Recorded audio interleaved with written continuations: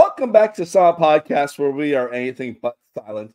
And we're not going to be silent today while we talk about one of the best episode games in the Squid Game. I'm one of your co-hosts here for this Unbelievably Smart Squid Game, the challenge recap.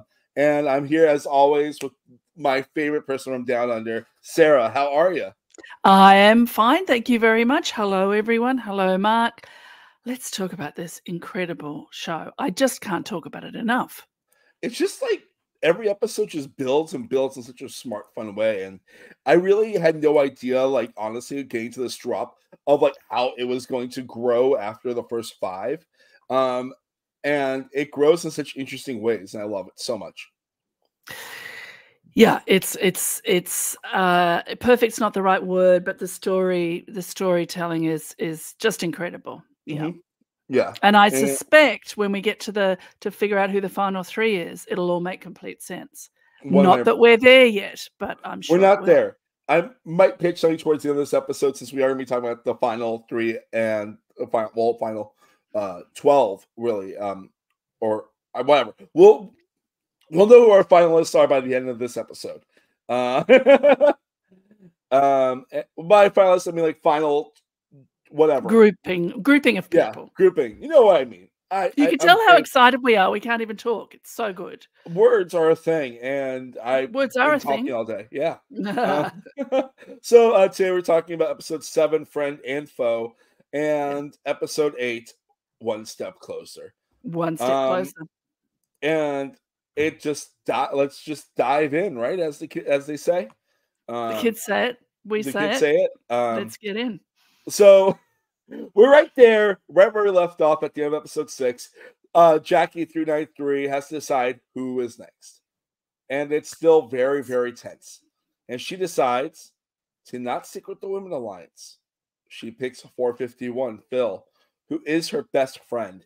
And 9019, Amanda, is not happy at all by this, because they were getting actual momentum for the Women's Alliance to get through, make sure all the women are safe. And Jackie asks kindly to 451 to please pick a woman. And yeah. Yes, because she always, at the end of last episode, she did say to Amanda, can I please pick Phil if I ask him to pick a woman? And Amanda's like, I don't want to say. She does not want to say, but her answer is basically no, but she can't say no. I mean, it is, and these two episodes are ultimately about choices.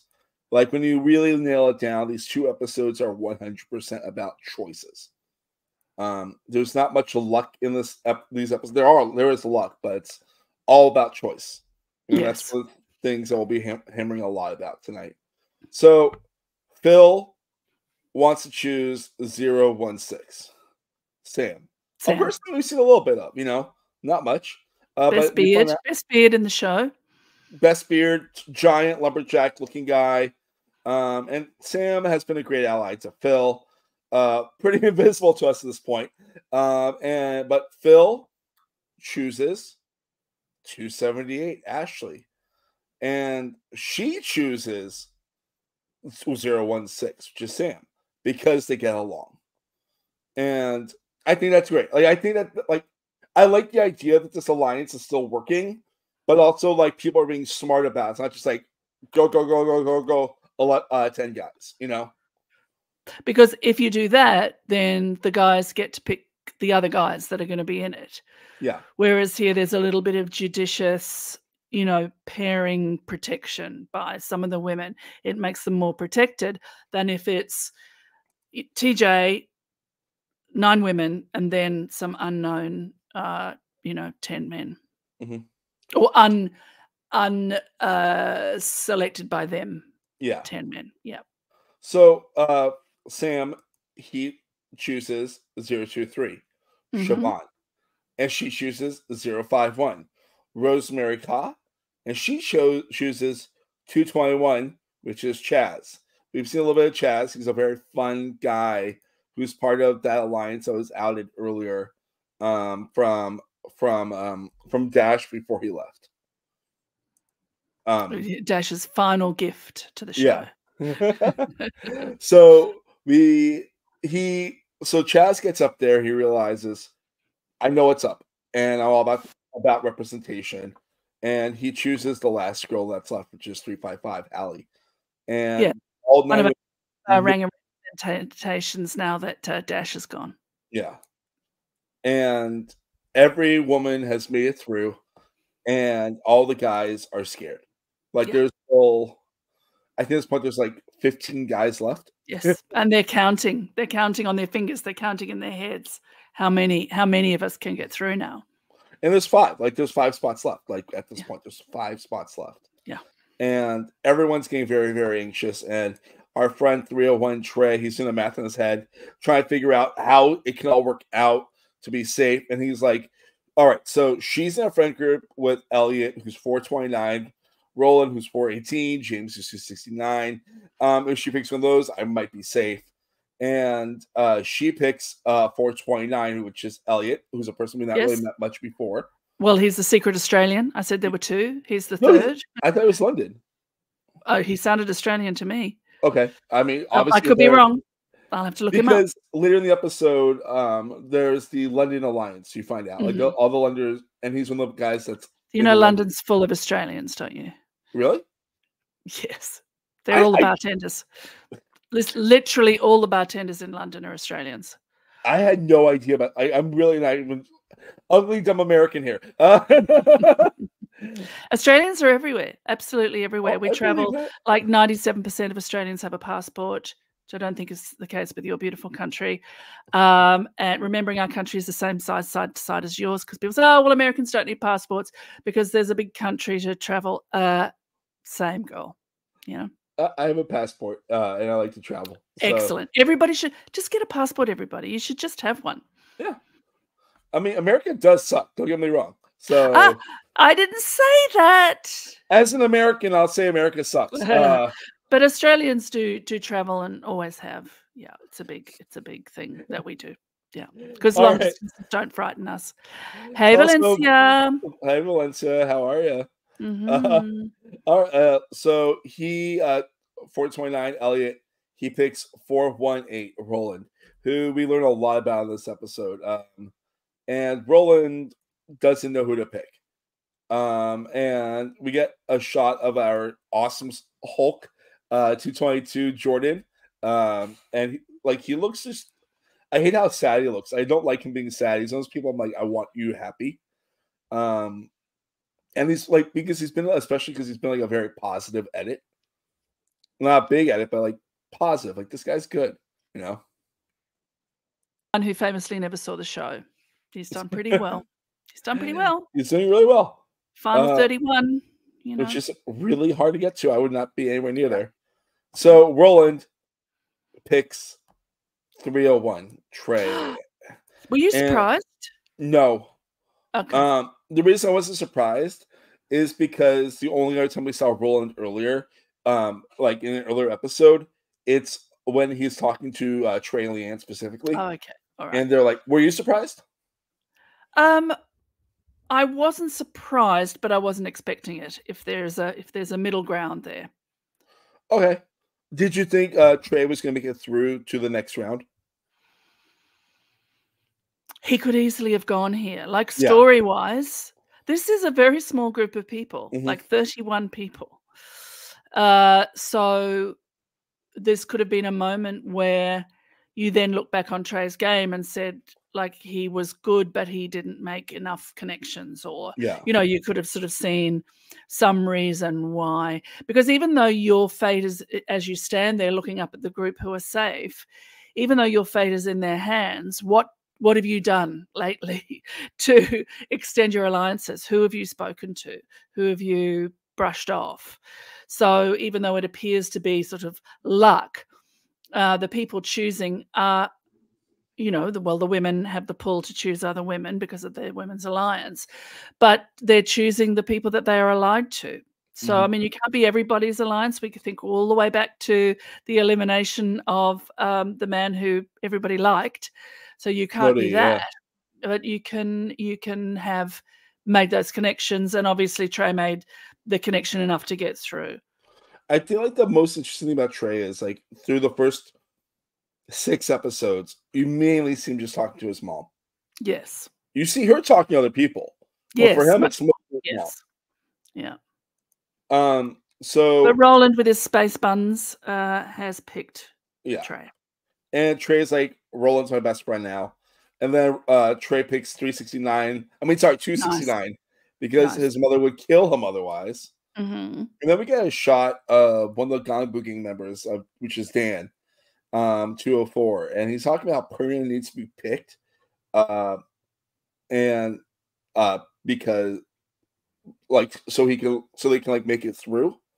And basically, long story short, Perna does get picked, but Dan does not. Yeah, so the last of the Gumbo gang. Only one member left is Gumbo gang, which is Perna. And so, like, of the major people that were eliminated of those 11, Dan 204 and Jordan 222 were like the only people that was like a real edit from what I saw. Mm-hmm. Yeah. Yes, we've had some big people go before, but the 11 that go now, I'm sure I've seen them, but the ones you've mentioned are the ones that made you gasp slightly that they were gone, like just in that moment, just gone. Yeah. So Amanda says that money's now within reach, and so then 451 Phil and 221 Chaz say girls, gays, and days need to stick together. And we love that. Yes. And then we have a nice little confessional moment, Phil, where they're talking about how they were how they are an introvert, extrovert, how they used to be very extroverted as a kid and became more introverted as an adult, and they don't really have a strategy, but they want to read the room and go with the flow, which I think is like honestly the best thing you can do in this type of game. Mm-hmm. You can have some strategy, but if you push your strategy, you'll be out, or you won't be allied, or you won't be assisted. But you can't stand back because it means, I mean, we've had people say, I'm eliminating this person simply because I've never spoken to them. Yeah. So you have to walk a very fine line, and they seem to have done that. Yeah. And we hear more about them from other people than from themselves up until this point, and now we're going to see a lot more. Yeah. And like this episode's a lot of character building, I feel like. Like a lot of the newer faces that we got towards the beginning of the stump, we get a lot more character building. For example, TJ 182 and Mai at 287, they have a chat, and Mai says that she owes TJ her undying loyalty. That because he's proved that he has her back over and over again. And it's like a really beautiful, really respectful moment between the two of them. Yes. Yes, and enhanced comically by their height difference. He is literally twice her height. What am I on top? One on top of the other would be the same height as TJ. I mean, like she's like 5 foot tall tops. Yes, like she's shorter than everyone else in the season. It feels like that's left. Mm-hmm. I would love to see her. He's 10 feet tall. Yeah, I would love to see like her and Danny, who is also like I'm very short. To see who's taller. Yes, it would be a short off. I think Danny wasn't 5 feet tall. I think she would be. She was 4'11". Yes, yes. So then we get another really cool little character building moment with 254 Mikey, where he tells 286 Chad that he is in his debt, and then he says he just that, and like Mikey's like, I just want to compete with my kids, and then buy you a pint to Chad, and Mikey says, how about an old fashioned and a soggy envelope, and it's like very sweet character building moment between these two characters that we haven't had too much from. Mikey, we've had a lot more than Chad, but because Chad's stories used to be like, Mai's my best friend. And but TJ's the one with her undying loyalty now, so yeah. Well, she's got two people like that, I mean, I don't think it's a bad number to have out. Counting yourself, 3 out of 20 people, it's not bad. Yeah, pretty good. So we get here production wise is a real stop down point because they know there's going to be 20.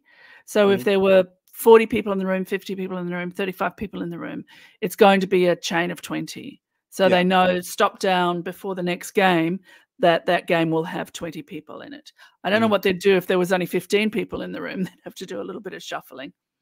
You could actually still play it. You just wouldn't have the daisy chain. Exactly. So then we get a nice little confessional moment from Mikey, where he talks about there's a lot of kids, 5 of them, 3 from him and his wife, and 2 from their stepchildren, and 1 is nonverbal, well, mostly nonverbal, and it's really interesting that we're getting this kind of content from a character that kind of feels like a bro, where he's very much a family man. You're like, okay, I like this. And also, he says that his stepchildren, he calls them his stepchildren, and then he says, "Well, they're my children." And I Yeah. just thought, "Oh, come on!" It's so sweet and so truthful and lovely, and exactly how it should be. Yeah. Like, I followed Mikey halfway through the rewatch. It was just like, he's great. Like, he's just good content, like a good vibe, and like I would love to like go to Ireland and have a pint with him. Look, I'm sure hit him up. I mean, he's on Twitter. Uh, so the guards enter and say it's time for the next game, and then they go towards where the next game would be. You see them do the steps and everything, and they enter the white room where there's a big black sheet over a black rectangle box. Because we have to be geometric. I love this show so much, Sarah. I love this show so much. Like, and also they're all very shaken by the chain of being chosen, of having chosen someone, which also means, either by a sin of omission or commission, cutting 11 people. You didn't choose those people, even if you were never going to. So they're emotional and shaky anyway. And then the guy says, okay, time for a game. Like, it's perfect. It's so perfect. Yes. And then that sheet comes off, and we see this amazing claw machine with like 20 blue bears, the red, pink vests on. They had like the Squid Game, like the circle, square, and triangle. And the voice tells them that inside they will have their order for somebody else. So they have to draw their order for the glass, and they're already told the glass bridge. Yeah. And they would have known like what other major games haven't been played yet. Yeah. And the glass bridge is on the graphic representation on the subway tiles in the dorm. But so was the Tug of War. So yeah, but Tug of War was Battleship. Yeah. So that one's out because Battleship stood in its place, which is like still such a brilliant decision. And here's another brilliant decision. The claw machine is luck for you to get a number, but then you have to give that number to someone else. And this is where consistently the producers and game designers of this game are just like next level. Sarah, obviously no one wants to load up with the claw machine. Where would you start to feel moderately safe in the glass bridge? Like under traditional ways, knowing that 17 steps. 18, 19, 20 are guaranteed safe. Unless there's been another decision by the players, and if you were 18, 19, or 20, you would be very foolish to agree to any other way of playing it. I mean, you'd have to remember that there were 17 steps, but I think I would have to be between 10 and 15, say 12 would be the first number that you would go maybe. But literally 17's not safe. No. Because, how about you? In my mind, it's like everyone either gets 1 step or 0. Maybe someone gets 2. Yeah. So I think like that, if it's not a double-digit number, I would not feel safe. I think, and it also depends how you do it, because you could send number 1 out to do all the steps until they fell. And then send number 2 out to do all the steps until they the middle. Yes, but that's just that start of feeling safe. Sorry for those of you who are just listening. Valencia said she was thinking that they were thinking the middle as well. Yeah. And so I love this mechanism so much. So they're all so number 287, Maya's first.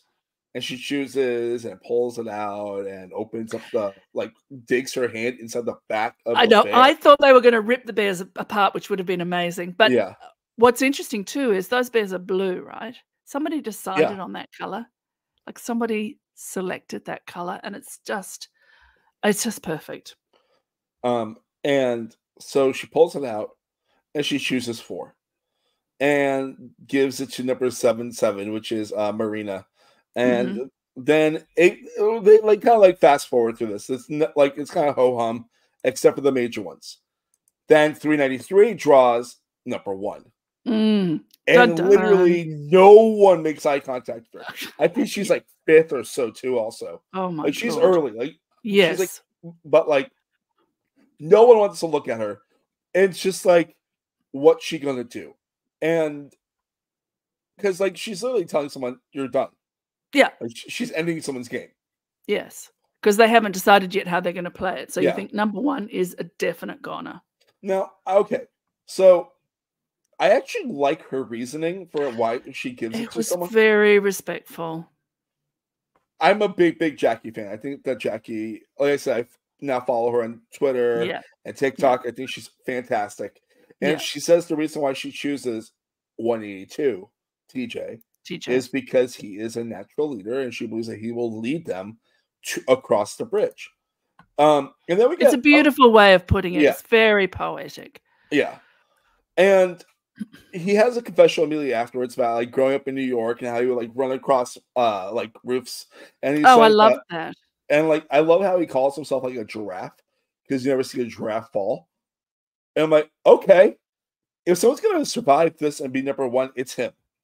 And like, I mean, what a story. I sort of had this flash of imagining him stepping from 1 to 1 to 1 to 1 over 17 steps and getting every single one right.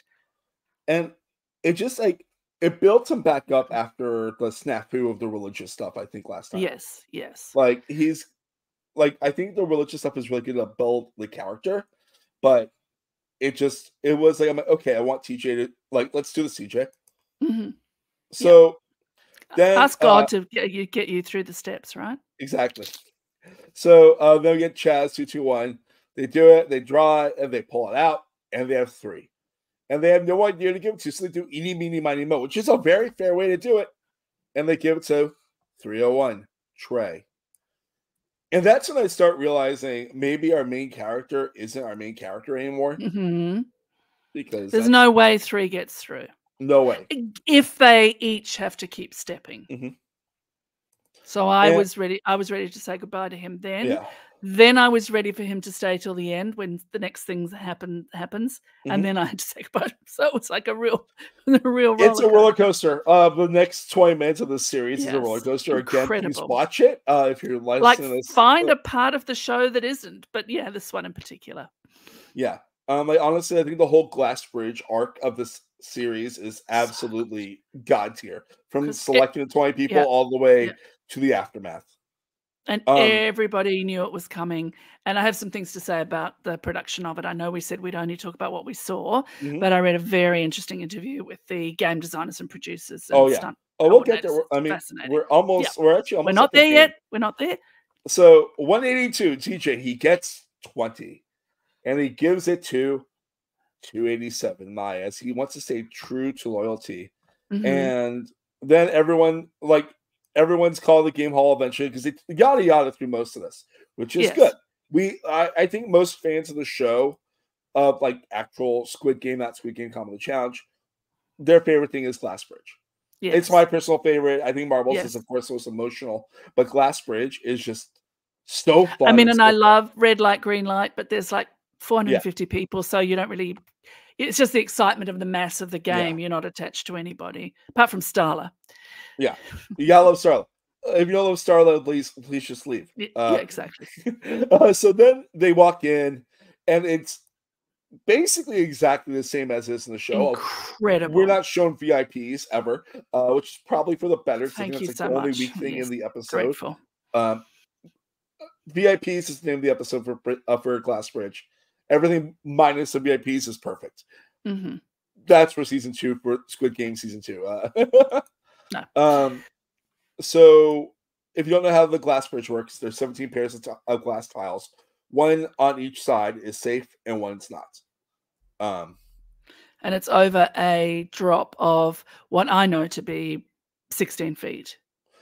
But it looks a lot further. Looks a lot further. A little bit of trickery there. Yeah. But it is in fact 16 feet underneath that bridge. Did you want to talk about production stuff right now? Yeah, let's do that. Because the thing is, You can light it so that it looks deeper. You can CGI it to make it look deeper. But the fact of the matter is those players were stepping onto a piece of, in fact, perspex, which is see-through. And you would be able to see down into the darkness 16 feet. If you don't want to know how this was done, please skip forward, 10 seconds or so. Yeah. But basically it was perspex, and they were locked. The pattern of safe and not safe had already been decided. There is no production trickery. There can't with 4.5 million. I know people love to say, oh, production put their finger on the scale. They actually can't. They have a contract with the players. So the pattern was already set about which ones were safe and which ones were not safe. And a whole lot of people knew what the pattern was in production. And so it was strictly adhered to. So what would happen as each player selected from the left tile or the right tile, they would step on it, and then a loudspeaker would tell them if they were safe or not. So their reaction to being safe was the reaction of them finding out they were safe. It's just that they were finding out via a loudspeaker rather than finding out because the perspex tile remained whole. If they were not safe, they stepped off and a stunt person stepped on, and it was the stunt person that fell through the trapdoor 6 feet onto a 10-foot deep pillow, to put a finer point on it. So what I love about this is it's in camera. It's actually happening. Now, the fact that it was a stunt person who fell and not a real person who fell, it's still a person falling. It's still a person falling through the black void of space. And the reaction of somebody being saved or being safe is the real reaction, because that's them being filmed in the moment that they were told they were safe. And the reaction of the watchers to if someone fell or didn't fall was also real and in the moment. So I love that, yes, there was a little bit of production magic going on there, but it's like them saying, but everything you're seeing is actually real. Everything you're seeing is real. And I buy that and I love it, and actually elevated my already, sky high opinion of production and the designers and makers of the games. One thing that made me really sad when I read, because I read about that article about how they use stunt doubles for the falls, it made me so sad because I'm like, that'd be the most fun part of this game to me. But also, like, it makes sense because you don't know how I'm going to fall. I can injure myself. I can actually injure myself. They don't know how to fall. And also some people are utterly terrified. For some people, stepping out onto that perspex square is terrifying, even knowing that there's not going to be a trapdoor that opens, because they have such a fear of heights. Whereas I'm like, let me at it. I love heights. And like, also you get the good real terror anyways. Like yes. The editing is so fantastic on this that like you like basically can like make a diamond while watching this because it's just so tense. Or a pearl or whatever. I don't know. Diamonds from pressure. Yeah, pearl is from irritation. Diamonds from pressure. Cool. Sarah, you're so much smarter with so many things than me, and it's not smart. It's just my stupid brain does that. Just collects all this information. It's not stupid. It's an amazing brain, as are you inside with the brain as well inside of you. Thank you. So they all walk out there. 182 wants to high five people before he goes. He's actually he seems like he's at peace. I think he knows he's going. Yeah. He buys number one goes. Yeah. He's bought into that. They've all bought into that. Yeah. But from the crowd of 19 people, a little voice from a very tiny human being, 418 says, hey, Roland says, hey, everyone should just like take one turn. So that way they all have 150-50 chance.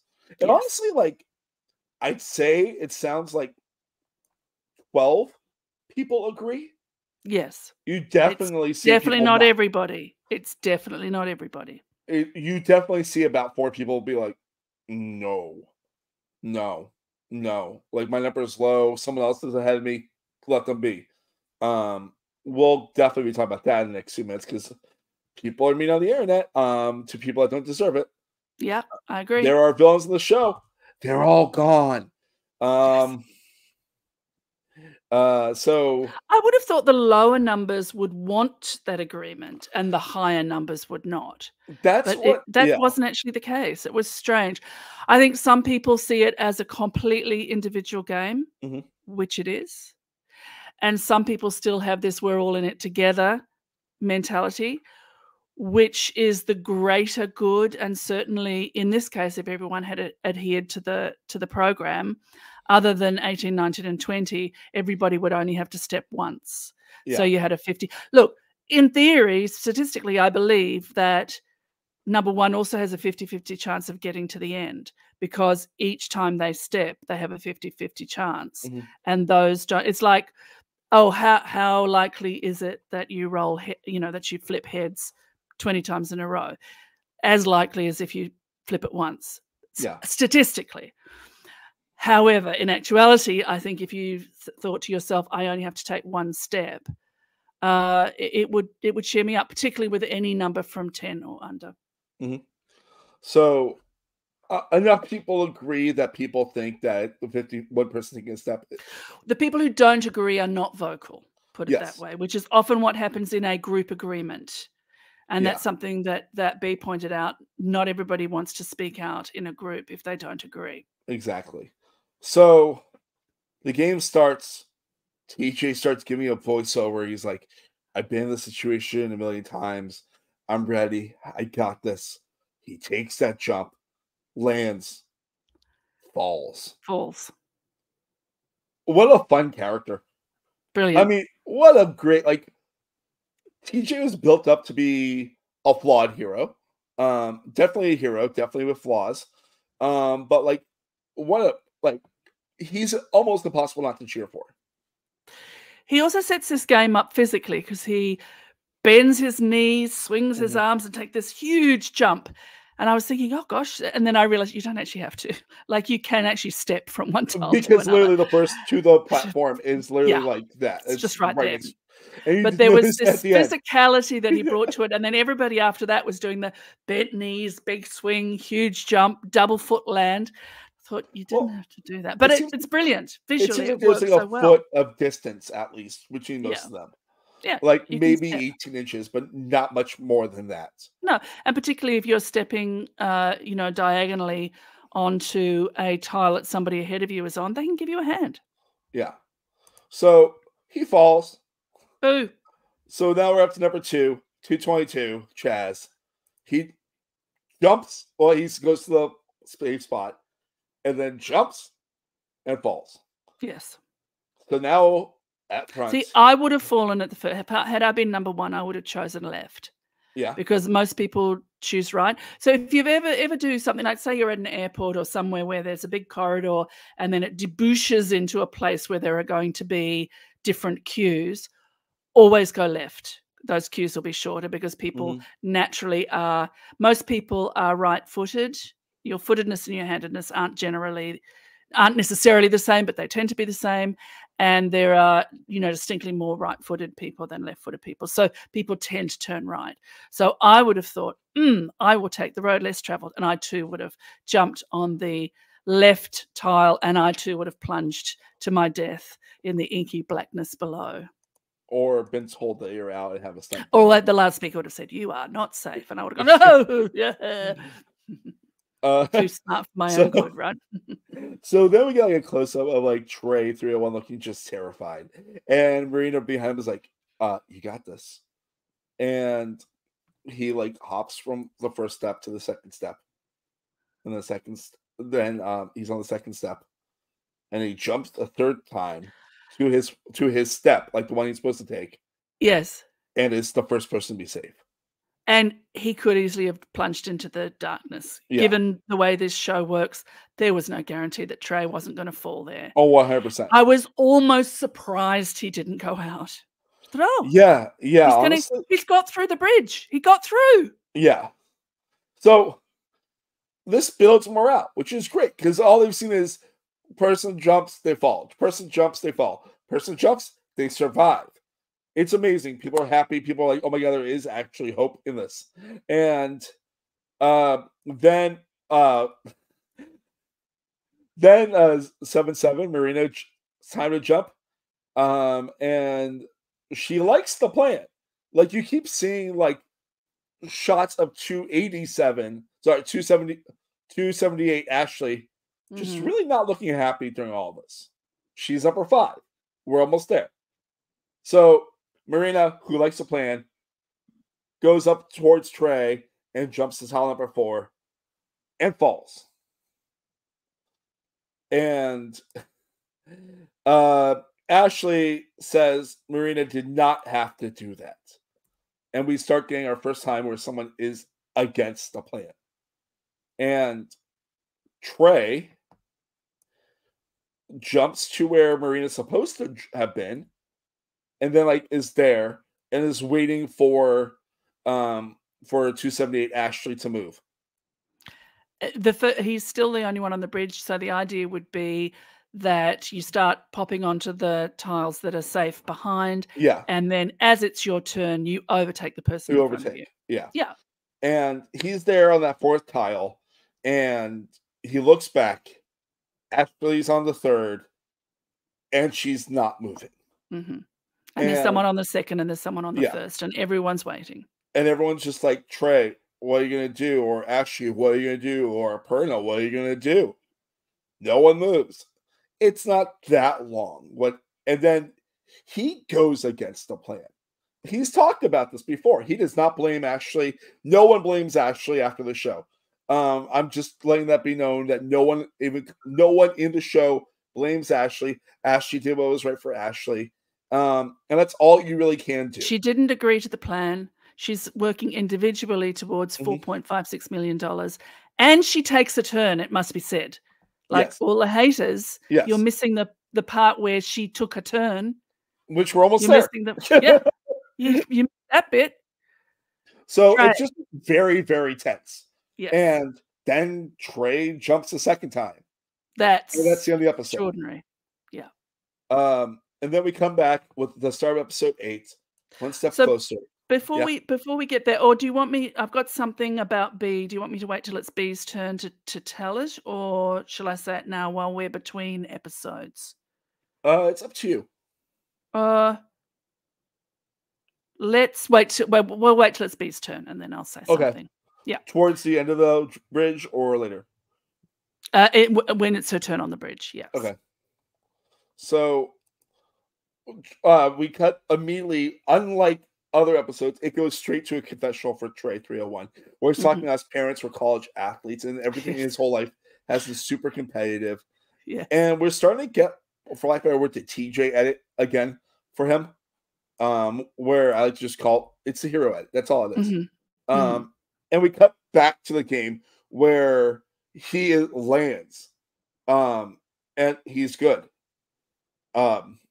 And people are trying to figure out what's happening next. Like everyone's confused, and he's trying to figure out. Because they also, if you're standing back and you're standing sort of back in the second or third row of let's say the audience, because your number's quite high, you don't necessarily see that it's Ashley that's refusing to move. Yeah. And Ashley never says she's not going to move. No. She doesn't say anything. Trey just turns to look at her.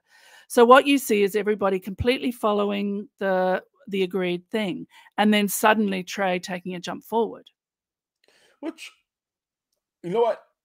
In my mind, I respect the idea that if someone wants to do a second jump, good for them. That's one less jump that I have to do. But that's where I come at with the whole, like, in my mind, I would 100% be agreeing to that plan. But like, if I'm like number 6 or so, and number 4 wants to jump a second time, let them do it. That's one. Yeah. Let them take my turn. Yeah. So Perna is like kind of like he's number 6, and he's trying to decide if he should go or not.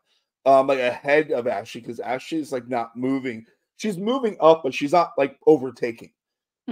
Yeah, she's taking the safe step. Yeah. It's not like she's standing still on her step. And she's actually, I'm happy the show this. The show tells her, she tells Trey, take your time. Like, honestly, like, because I feel like that they're more synced up than what the internet wants you to think. Yes. Like, and like Trey he's done like a couple TikToks about this, where he's talking about the actual, like everyone's had their version of this. Everyone's in agreement about what happened. And the truth is actually pretty equal. It's like Trey felt like he could do it, so he did it. Ashley didn't feel like she wanted to do it yet, so she didn't do it. The clock's ticking. The clock is ticking, and Trey jumps again and falls. End of the main character for the series. Incredible. Absolutely incredible. And what it is at the end of the previous episode, when he took his first jump, I thought this is where Trey goes. Yeah. And then he's safe, and I was absolutely amazed. And then he wasn't. So it's like, well, I love how like so he fantastic. jumps, and then immediately it's like, my parents are competitors. I'm like, yes. This isn't the middle of the challenge. So good. And he's always felt sports wasn't for him. So 278 Ashley, she's now in the front. And 287 Mai thinks that 278 is selfish for not advancing for the team. Well, Mai is number 20, it must be said. So Mai is not really in a position to judge anybody, if I may say so. In theory, she's got like 12 people in front of her right now. And can't really see everything. In theory, she can't be eliminated. Yeah. Unless everybody in front of her just refuses to move. Now, what's important to know, though, is that get eliminated. I don't know.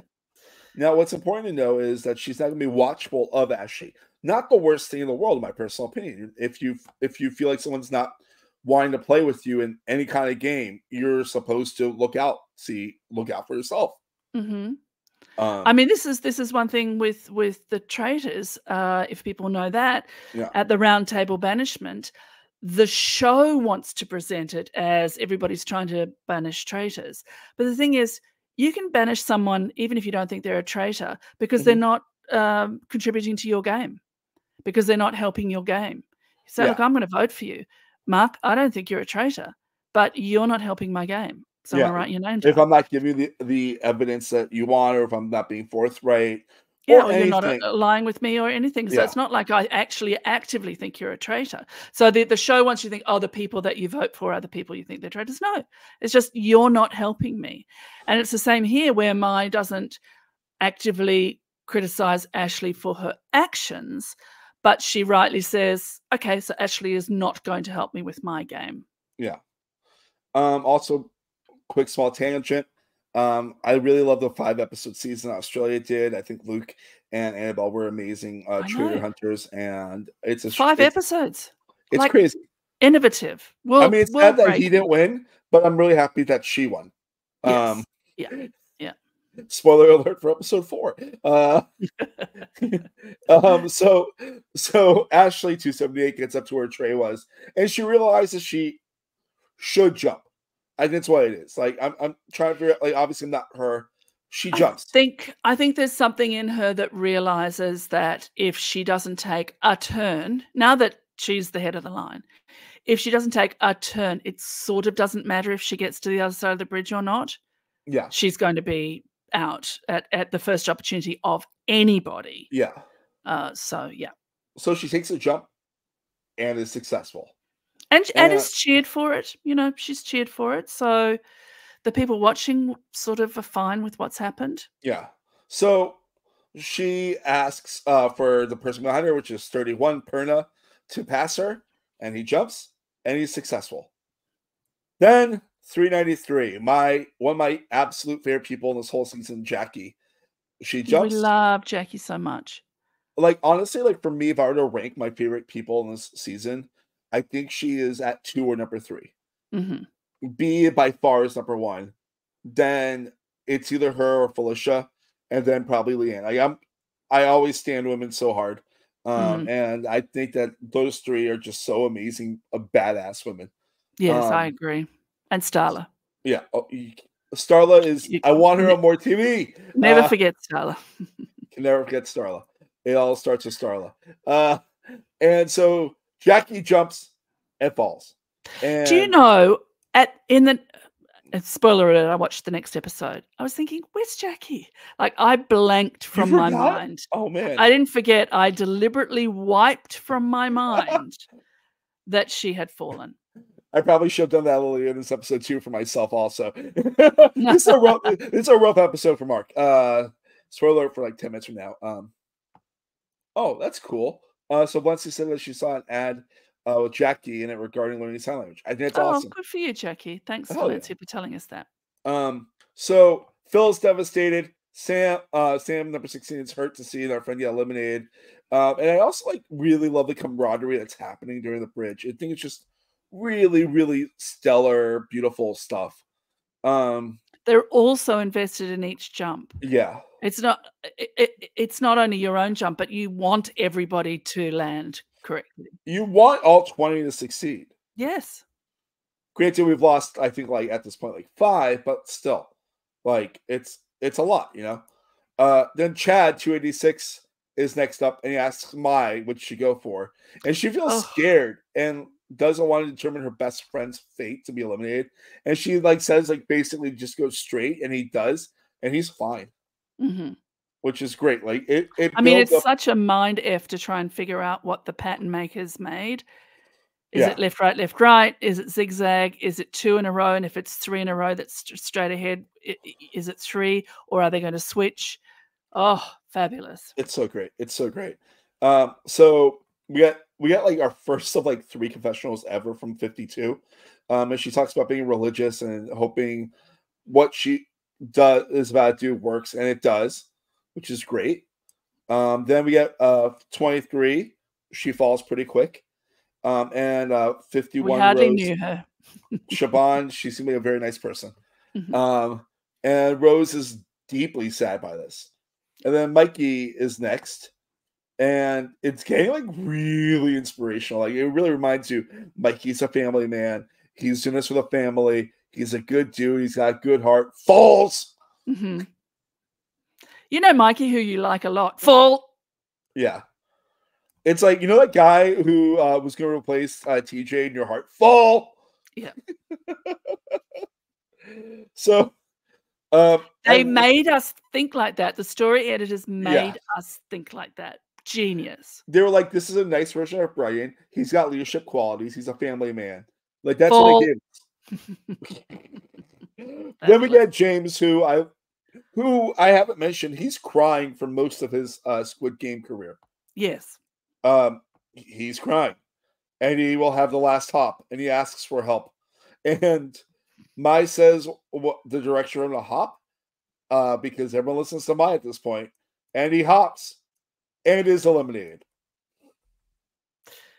Crying all the way down. Crying. Do you think his stunt double had to? Spoiler alert. Do you think his stunt double had to cry?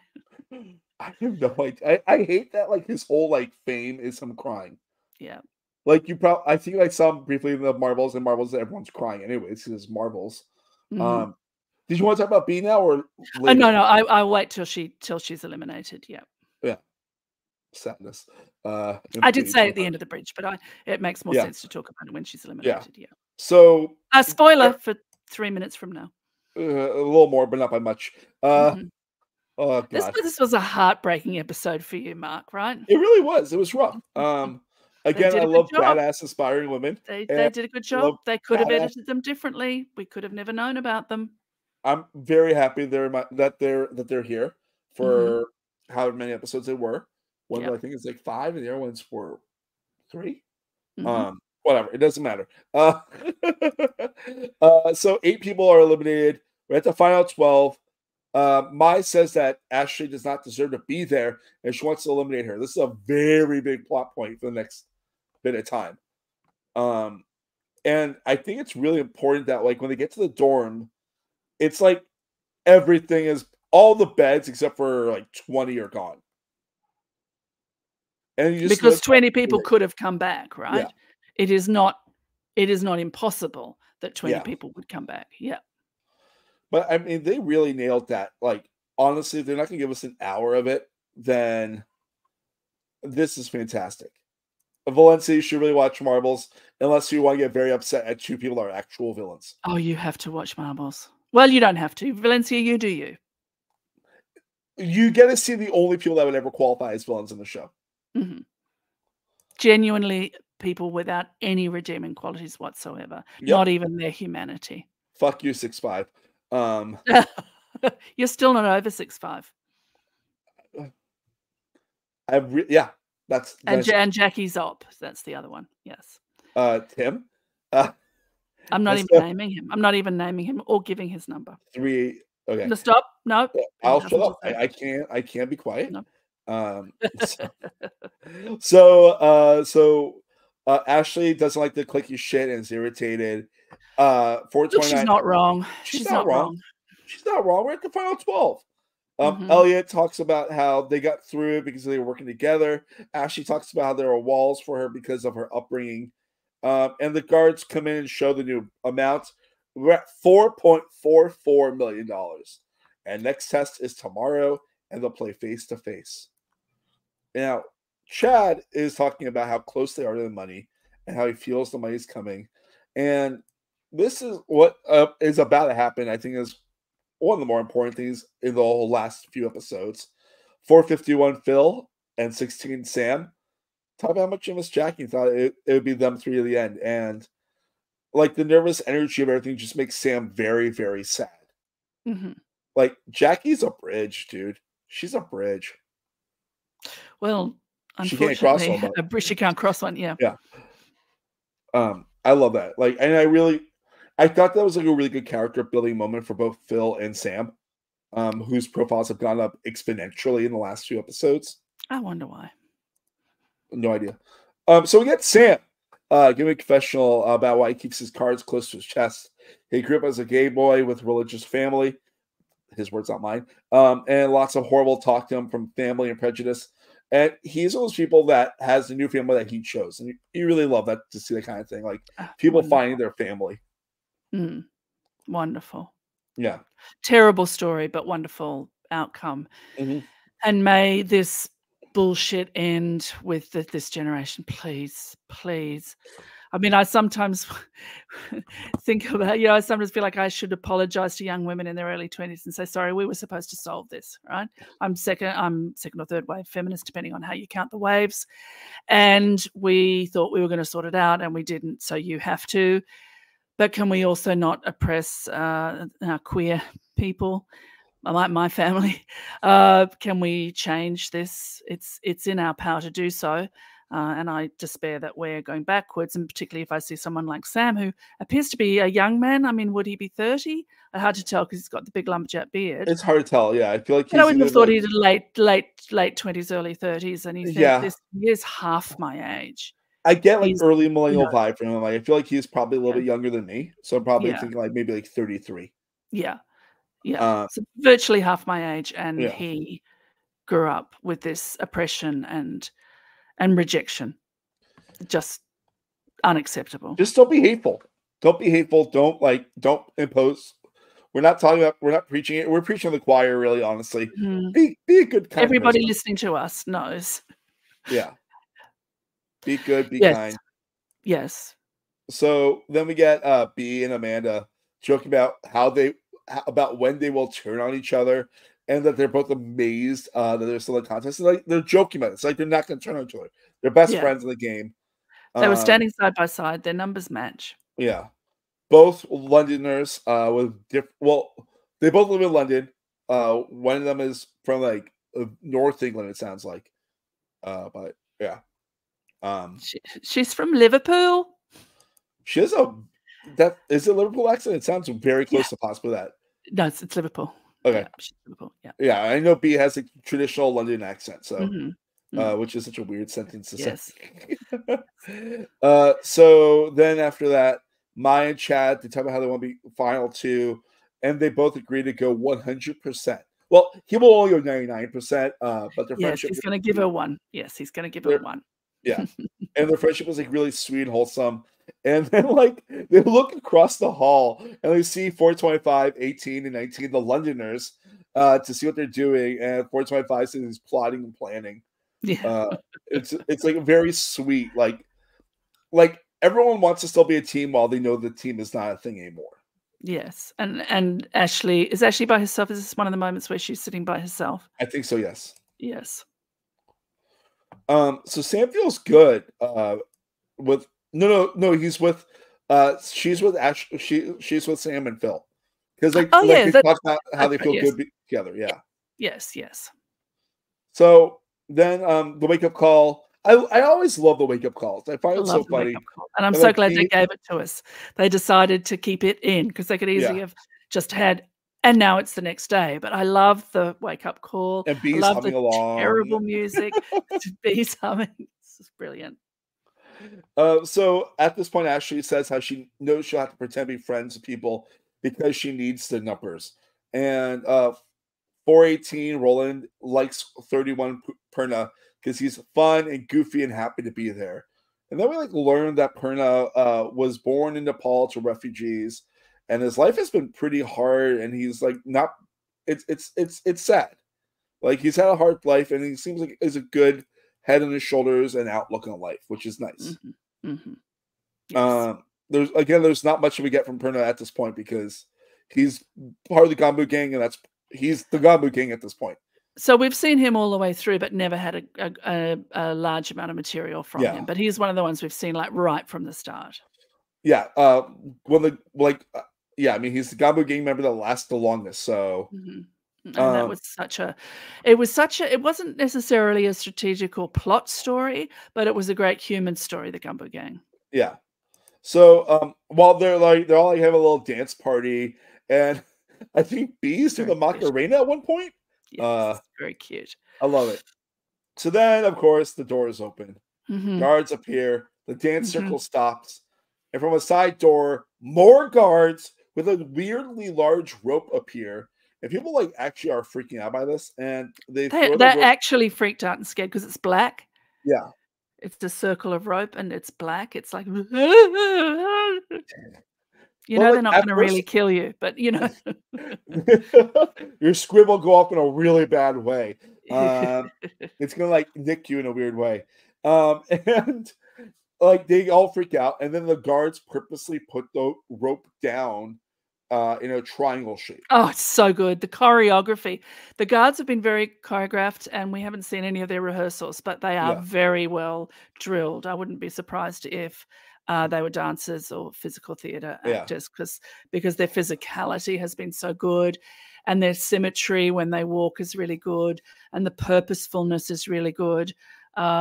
And they do have the man with the square on his front who sort of cocks his head he's as the a front male man, voice is speaking, but that's not him talking. Just right? But I it's mean, not he's him, not him supposedly the talking. front It's man. pre-recorded, yes. Yeah, But this one where one carried the rope and it went down and they put their foot and then it mhm. suddenly was a triangle. Beautiful. So it went from a circle to a triangle. And then they put like a pretty good sized die in the middle of it. Mhm.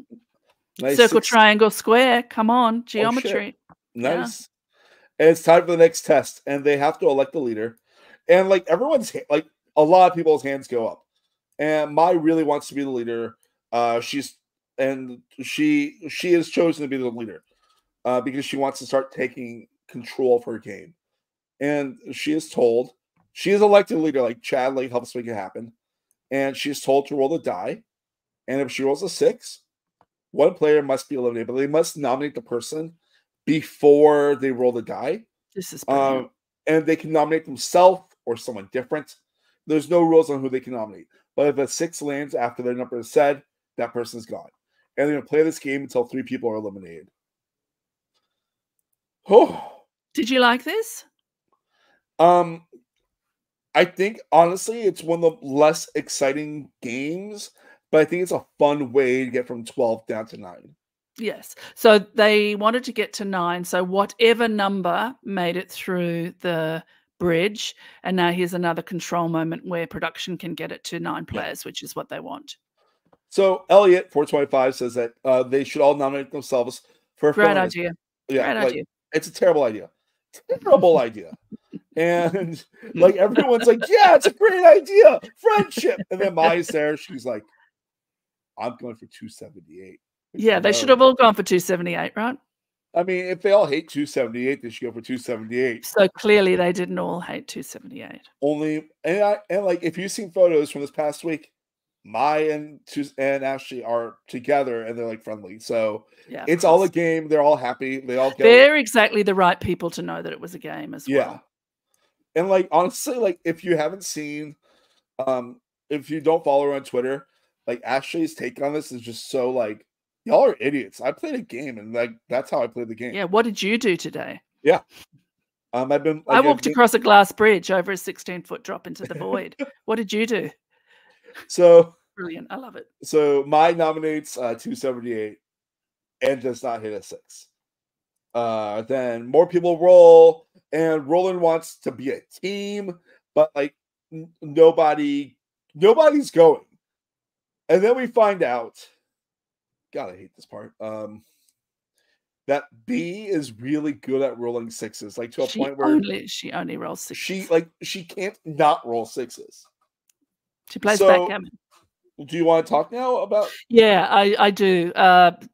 So I'm always very pleased when, I mean, the pinnacle of the reality TV commentator life is when a player contacts you and says, what you said about how I played my game is exactly right. I mean, it's only happened to me. It happens very rarely, but mostly because they're either not listening, or they listened and you got it wrong, or they listened and you got it right, but they didn't tell you. So that's always fantastic. Now, I will not say that B has contacted me, because she has not. I would cry. I'd be like, wow. I know. Mark's face, for those of you not watching, Mark was like, he was going to cry. No, B did not. 269, really. Yeah. She did not contact me. However, she did tweet what happened at the picnic, and it was exactly what I said had happened. So if I may quote extensively from B, she says, first of all, even me and my big fat 1000 IQ Queen's Gambit Dr. Housebrain thought it was just a picnic. Amanda stopped me from pairing with her due to her suspicions. So according to B, Amanda was basically the only person who had a suspicion. The reason a lot of us thought it, this is back to B, the reason a lot of us thought it was just a picnic is because, 1, players had competed in a task to earn a treat. We thought, well, why would they make marbles conditional? What if players hadn't completed the task? Then we'd have no marbles. No, surely this is an innocent spread of sweets and brownies. We said that. 2, we really, really, really, really, really just thought maybe we could finally have one nice thing after continued emotional damage. We said that. And 3, we forgot we were in goddamn Squid Game. It's exactly what you said last episode. Yeah.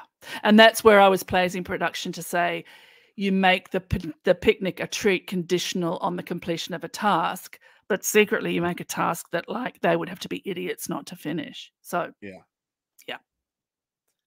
So as we said, B is really good at rolling 6s, like good at backgammon, which is bad here. And then she rolls it and gets a 6. Mm-hmm. And B is the first one out. B is such an amazing gamer, like that. Like I really want to see her play games. You know what I mean? Like I really want to like. I'd be afraid to play games against her. But like, can you imagine like watching her play like the game of life or something like that? Like one of those, or like Connect 4. You're done. You're done. You're just done. Just don't start. Just give her the win. Yeah. And like she's sad. Well, actually, don't give her the win. Play against her and just watch and be in awe of how she plays. Yes. And then like she's sad, but like she seems okay. Like she seems like she had a pretty good experience. It's a game. Yeah. And she called it. Like she's like, I called it. I knew it. And like everyone's sad. And her best friend Amanda is crying, which makes sense. Then she's like, they get a score out when they lose, which is kind of fun. In my personal opinion. So then 278's next. And 418 Roland, our dear sweet friend, is like, you can do whatever you want. Just because she was targeted earlier by 287, she doesn't need to do that, but she chooses to go for Mai because she's already had her name drawn. So she's like, my turn. Rolls no 6. Yeah. Because if everyone seems to be sticking to the I nominate myself, Mai nominated her, so she's already had a nomination. So even if it's not tit for tat, it's like, well, no one's going to, like, Mai won't get a nomination if I don't do it. So it's a sort of just a logic of the game, the way it's set up. So they may as well say, well, we all actually voted nominated ourselves, and it's just, you know, 2 people did it for each other. Yeah. So then next is Perna, and he rolls a 6. Gumbo. Gumbo's gone. What a fun, sweet, weird gang. They found each other, right? The Misfit found each other. Toys found each other. Yes. It's cool because I feel like in general, Gumbo Gang was all older gentlemen, with some people like in their 30s and probably some of their 20s. And one woman. And one woman, yes. And it was like really cool, just like, I don't know, it was like one of those like fun, like sweet, like weird alliances of gang. So then Chad's next. And so they're 10 away from, like, he's like in the top 10 from winning the money. And he should start playing with his head, but he's going to play with his heart. And he nominates himself. And he rolls a 6. And literally, like, the way that Mai reacts, like, reminds me of, like, when I was, like, watching, like, Chekhov and stuff like that. And, like, Ibsen. Like, it's a really, really big emotion. She's just destroyed. And, like, you're just watching and it's like, oh my God, this is someone that like really became good friends with someone during this game. This is a woman who's had a lot of loss. This is a woman who's had people disappear from her life and not come back because they actually died. So I think someone close to her leaving a game is, you know, it buys into all of that. Yeah. I mean, other people are crying when people are leaving who've had sort of soft lives. So I don't think we can be harsh on Mai for the overwhelming of emotion. It's almost like she's mourning all the losses of all the people that have ever left her and not come back. So then we get like, she's crying. Chad's having a sad eggs. Everyone's a little bit sad, but a little bit relieved that it's not them. Then we cut to one last confessional. It's Ashley, 278. And she says, if you play dirty, karma's a bitch. Chad was sacrificed because the fact that Mai went so hard after her. And she chuckles. And that's the end of the episode. Yes. So good. So good. No, Sarah, before we finish, since I know we're going to be talking on Thursday about the last 2 episodes. And spoiler for those that don't know, we have watched the second to last episode. Not the last one yet. Should we write down on a piece of paper who we think is going to win this, and then like not reveal that at all? Oh yes, because this is our last opportunity, because episode 10 drops for me tonight in a few hours, and for me in like 24 hours. Okay. Yeah, and so give me 1 second to grab a piece of paper. Right. I mean, one of the reasons that we are sort of not stalling, but delaying our final recap of the last 2 episodes is to give everyone a chance to watch it. So far we've sort of dropped as we've gone, assuming that people have watched it, but we didn't want to record our final episode immediately after the last episode of the show drops, because we wanted to give people a chance to what am I trying to say? A chance to see it. So I'm writing down who I think it's going to be. I wrote mine down. Mark and I are going to. Oh, I didn't see it. Mark and I are going to show it to each not other. Not letting you see it. I see. That's why I couldn't see. And Valencia will be our witness, and anyone else who's watching. So I just got to get the right one. Okay, here we go. I'm going to write it down. I'm going to show it to Mark and Valencia. Anybody watching us on the screen who doesn't want to know, turn away now. Oh, yeah. Right? Yeah. Oh,